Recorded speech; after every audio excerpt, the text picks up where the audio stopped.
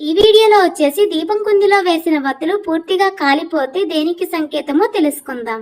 దీపం పరబ్రహ్మ స్వరూపం, ఆత్మ స్వరూపం. అసలు దీపారాధన ఎందుకు చేయాలి అనే విషయానికి వస్తే, దేహం అనే ప్రమిదలో ఆయుష్ అనే నూనె పోసి ఆత్మ అనే జ్యోతిని భగవంతుడు మనకు అందించాడు. ఇది ఎంతసేపు వెలుగుతుంది అంటే, ఆయుష్ అనే నూనె ఉన్నంతసేపు నిలకడగా ఉంటాము.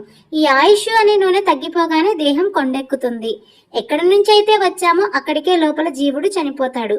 ప్రమిద అనే దేహం మిగిలిపోతుంది.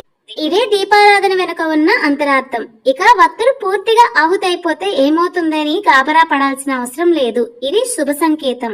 దీనివల్ల మన ఇంట్లో అంతా మంచి జరుగుతుంది, పాజిటివ్ ఎనర్జీ ఉంటుంది, ఎటువంటి చెడు జరగదు. మనం దీపాన్ని వెలిగించి దేవునికి సమర్పిస్తాం. అందులో వేసిన వత్తులు పూర్తిగా ఆహుతైతే దేవుడు మన భక్తిని సంపూర్ణంగా స్వీకరించాడని.